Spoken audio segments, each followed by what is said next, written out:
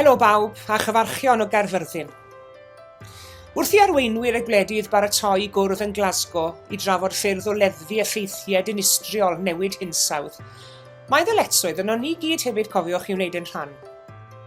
Nawr, newid hinsawdd yw'r bygythiad mwyaf i ddynoliaeth eriod, a mae rhaid i ni weithredu'n gyflym ac yn gadarn hefyd os am ddiogelu dyfodol ein hil ar y blaned hon. Dyna i ni'n galw o'r eglwydyddion yng nghenhadledd fawr COP26 i'w wneud.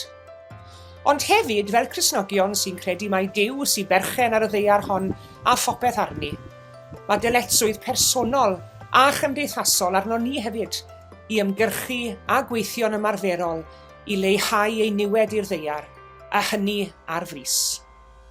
Felly, wy'n galw ar ein heglwysi ni fel annibynwyr yng Nghymru a chymunedau ffydd eraill hefyd, i droi at ynni glân ac adnewyddol i gynhesu'n hadeiladau, i blannu blodau a llwyni a choed ar dir ein capeli lle bo hynny'n addas, i ddewis teithio ar fysys a threnau cyhoeddus neu geir trydan a hybrid, i gefnogi mudiadau ac ymgyrchoedd sy'n gwarchod y ddaear, ac i ddatgan ein pryder am y bygythiad i'r blaned hardd hon i'n cynrychiolwyr gwleidyddol.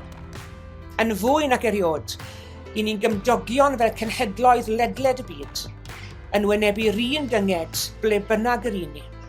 Safon gyda'n gilydd felly i garu'r ddaear, neu syrthiwn mewn hunanoldeb.